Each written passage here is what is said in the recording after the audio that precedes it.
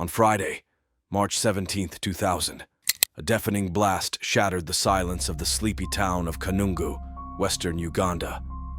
Smoke and flames rose from the charred remains of a church. Something shocking had just occurred here. Inside the church, the authorities found about 600 bodies, mostly women and children. They were followers of the movement for the restoration of the Ten Commandments of God, a religious cult that was convinced that the world was about to end and promised heaven to their followers. But a gruesome fate awaited them. This wasn't an accident or random act of terror. Rather, it was a carefully planned operation, the final chapter of a disturbing saga that spanned a decade and claimed thousands of lives, across multiple locations and incidents. At the center of this saga was Credonia Mwerinde, a former nun who claimed to speak for the Virgin Mary. She used her charisma and cunning to lure thousands of followers into her cult. She banned them from speaking, imposed strict rules and punishments, and isolated them from their families and society. She amassed a fortune from the donations and properties of her followers and lived a lavish lifestyle while they suffered in poverty and fear before she did the unthinkable to them. How did she orchestrate this disturbing act? Why did she do it? And how did she manage to escape justice? To uncover the answers to these questions, we need to go back to the origins of the cult and explore how they went from a peaceful and devout community to a deadly and destructive cult. Welcome to Cults Uncovered. This is the true story of a psychopath, evil nun, who ended up becoming one of the most elusive and ruthless killers in recorded history.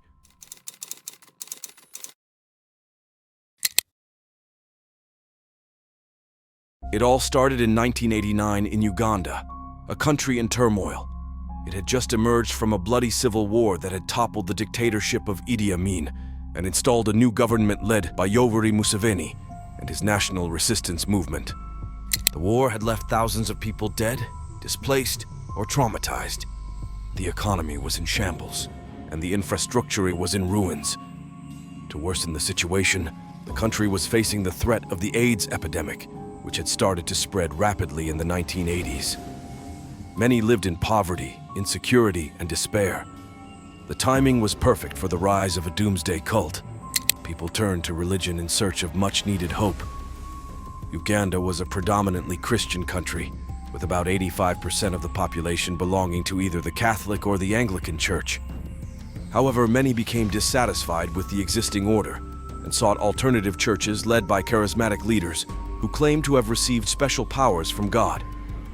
These leaders took advantage of the situation to sell hope to the people. Among these charismatic leaders was Credonia Mwerinde. Credonia Mwerinde was not always a religious visionary. She was born on July 30th, 1952, to Paulo Kashaku, a farmer and a devout Catholic. She grew up in a small village in southwestern Uganda, where she attended a local convent school. She had a rebellious and fiery personality, and she often clashed with her teachers and family. She also had an odd fascination with fire, and she once burned down a relative's banana plantation in a fit of rage. Her childhood friend shared that when Credonia was 20, in an act of revenge, she went on a rampage and set fire to the belongings of an ex-lover, Rubala, a health inspector who had fallen in love with her sister Perpetua. Credonia was married 5 times and worked as a banana beer brewer and bar owner. She gained a reputation for promiscuity, with numerous reports suggesting she was also a prostitute.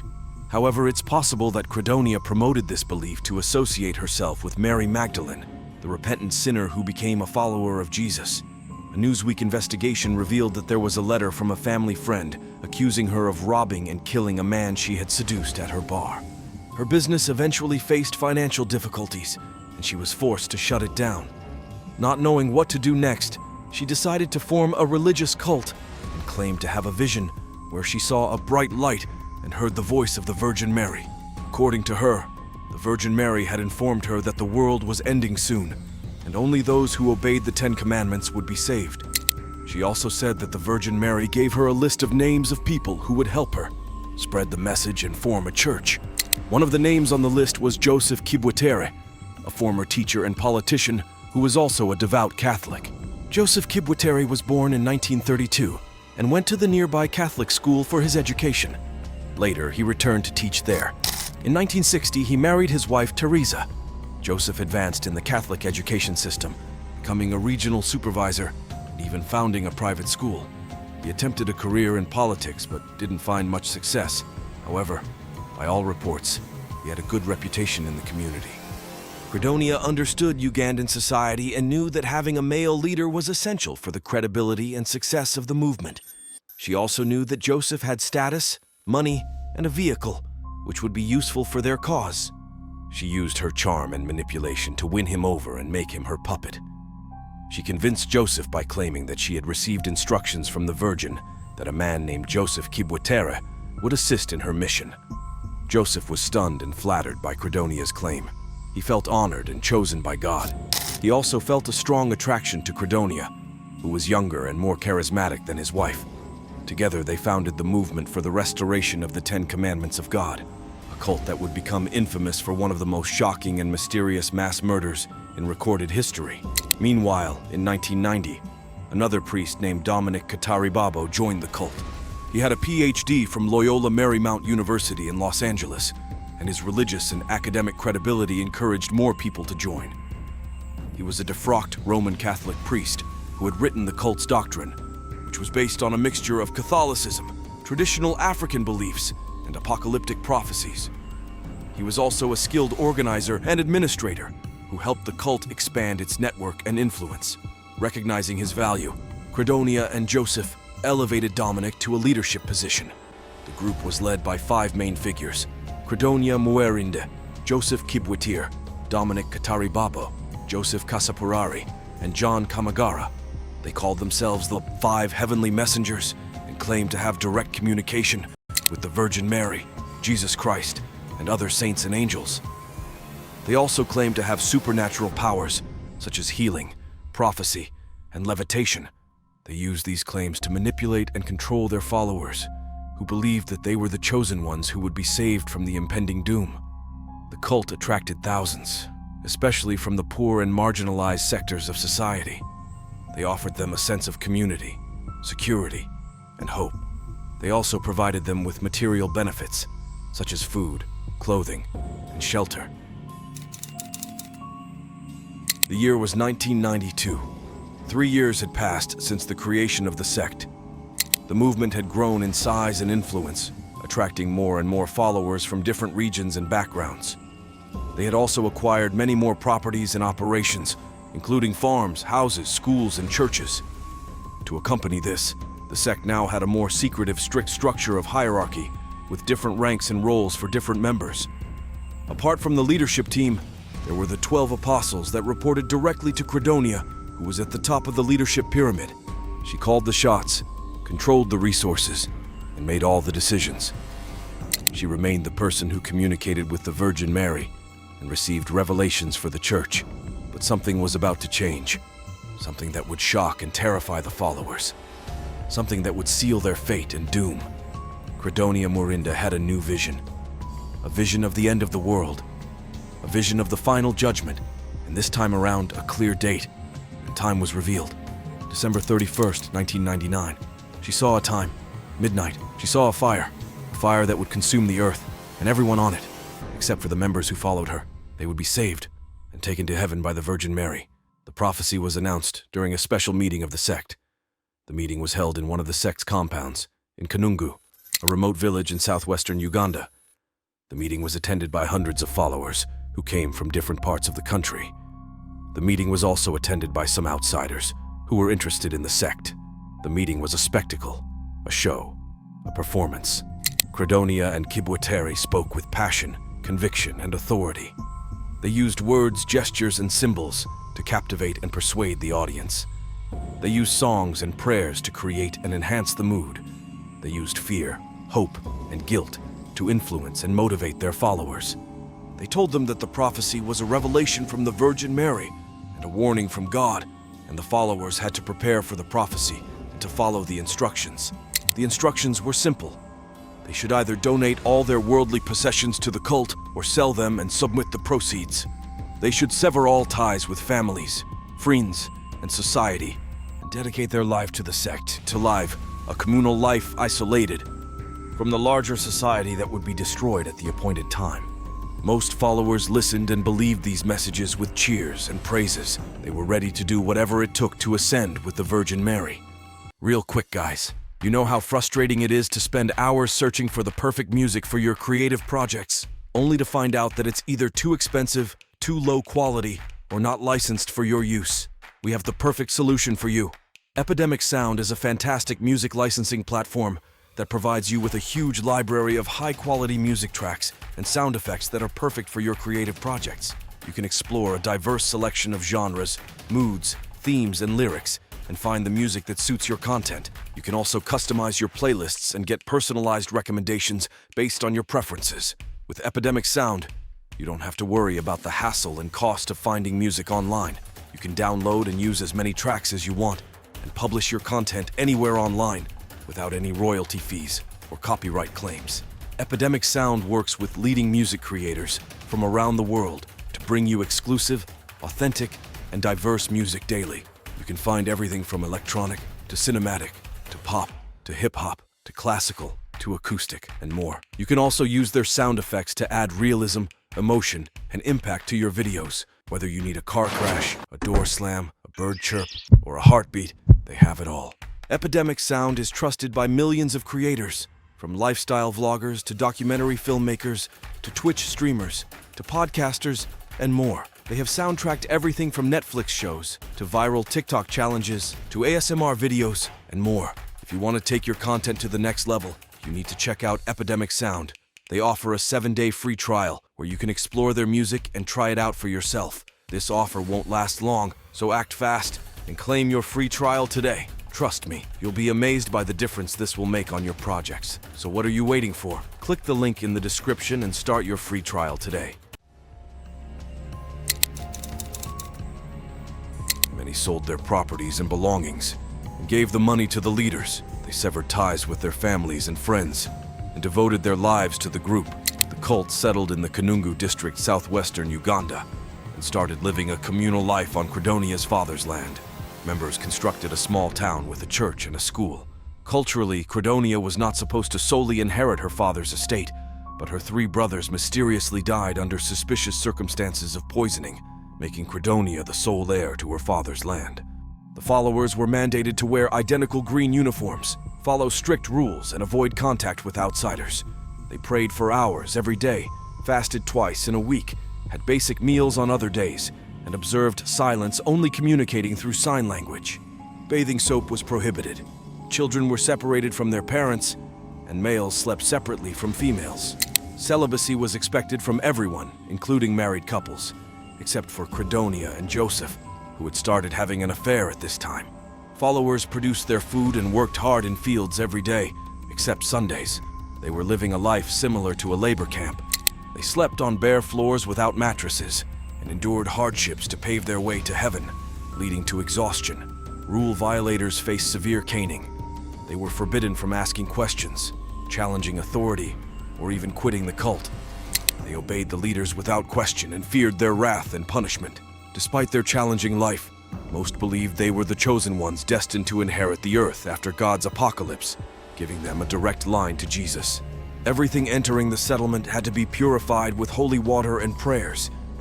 Credonia claimed to burn items touched by the devil, creating fear of the devil infiltrating the movement. The school established by the sect was closed down by authorities due to its inadequate sanitation and educational standards. Branches of the movement also emerged in 4 other areas in the southwest of the country. Those who sold everything and gave the proceeds to the movement became entirely dependent on the group, as leaving would make them destitute. Despite the strict order, leaders enjoyed lavish meals and were not subject to the rules they set. Any follower who complained too much was eliminated and silently made to disappear so as not to spread discontent among the group. Despite urging its followers to strictly follow the 10 Commandments, the leaders of the cult kept breaking the 5th commandment, which says, "Thou shalt not kill." In 1996, Dominic and the leaders published a 163-page booklet titled "A Timely Message from Heaven, the End of the Present Times," instructing members to read it repeatedly. An excerpt warned of fire hurricanes raining down on those who hadn't repented, reaching inside buildings with no escape. The year was 1999. The final year of the millennium, and the final year of the world. According to the prophecy, the sect had reached its peak in size and influence, with about 5,000 to 6,000 followers from different regions and backgrounds. They had reached their peak of wealth and power, with dozens of properties across the country, worth millions of dollars collected from the followers who sold or donated all they had. The followers had given up their families and friends and followed the leader's strict and harsh rules. Earlier that year, Joseph went through treatment for manic depression at Butabika Psychiatric Hospital in Kampala. The head psychiatrist noted classic symptoms of bipolar disorder. It raised questions about the impact of the movement's activities on him, and whether his mental health issues existed before meeting Credonia, providing another avenue for her influence. Unfortunately, Joseph stopped attending sessions that year as the Doomsday prediction approached. Some believed that he may have been taken out by Credonia. Credonia continued to claim she was visited by visions of the Virgin Mary, who communicated through inanimate objects.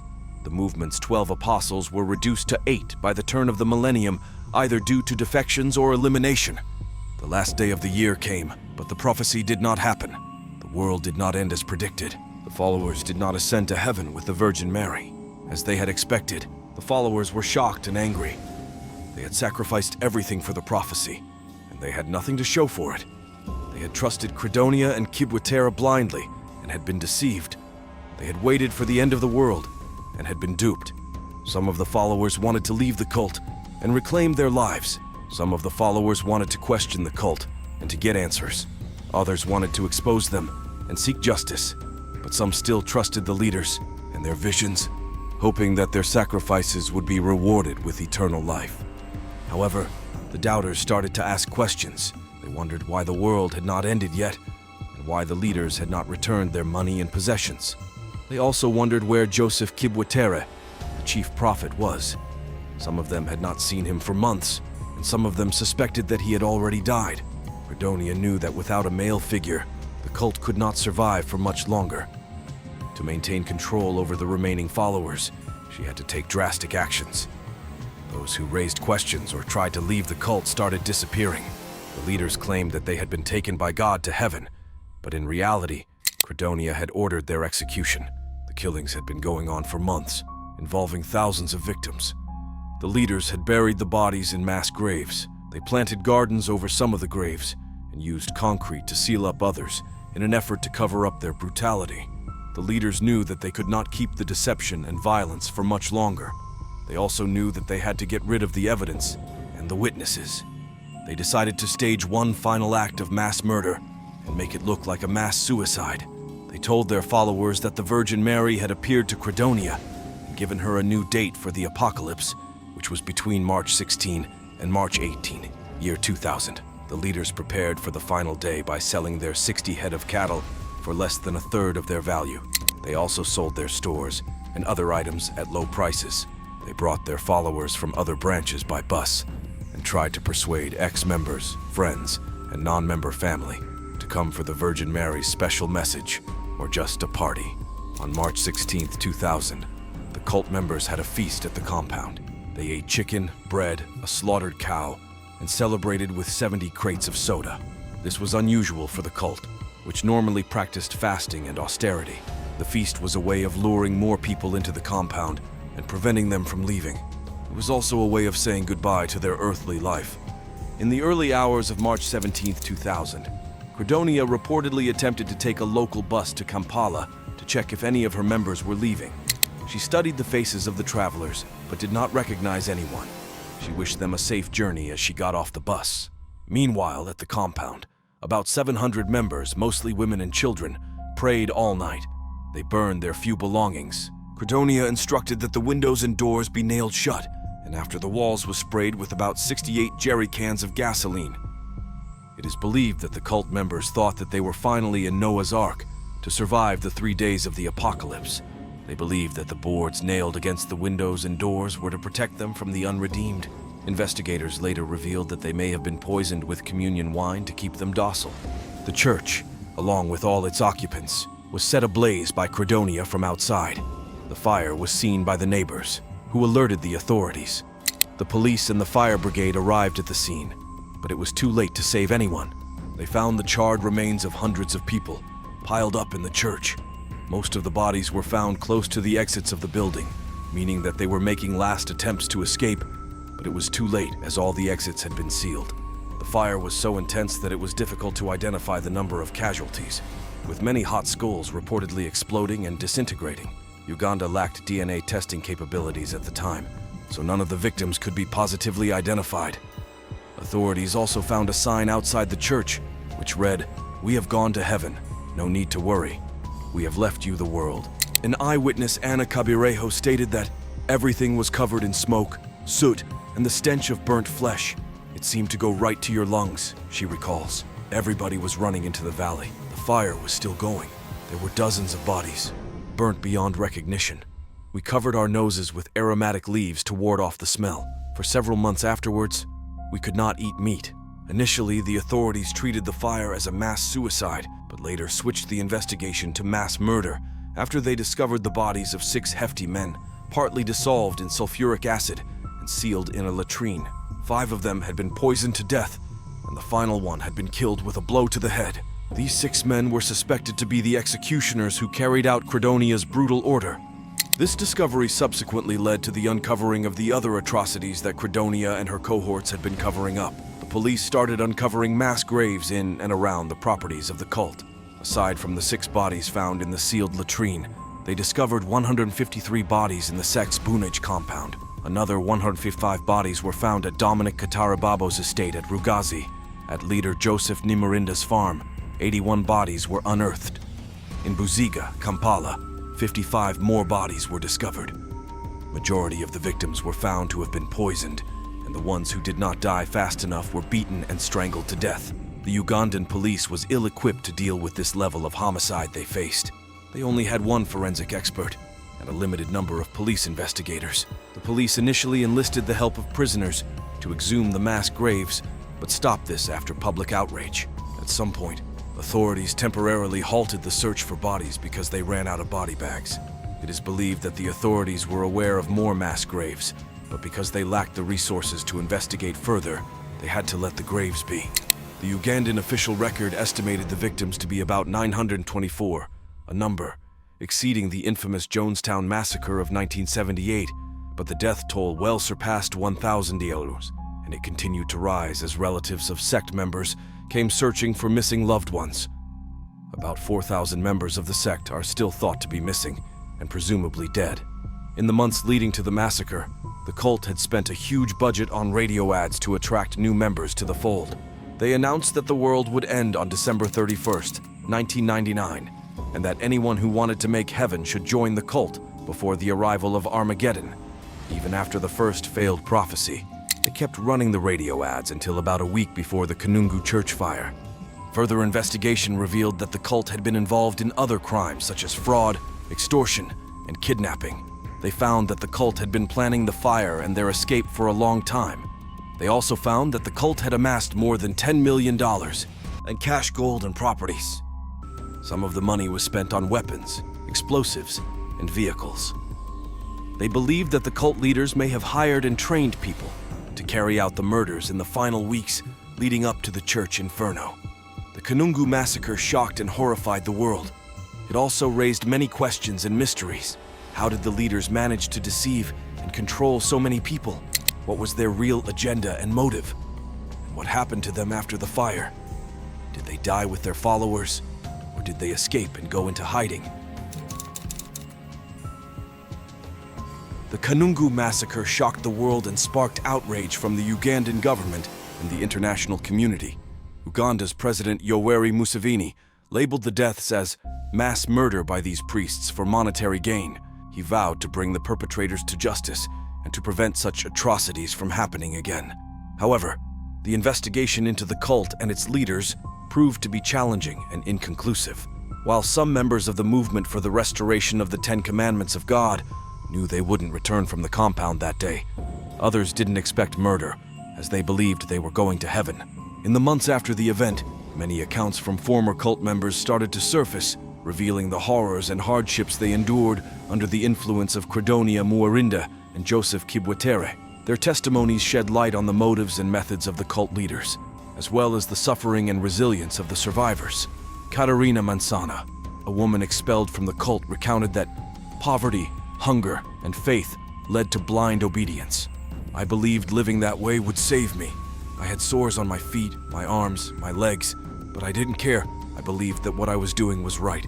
Another former cult member, Marika Kasambi, recounted that.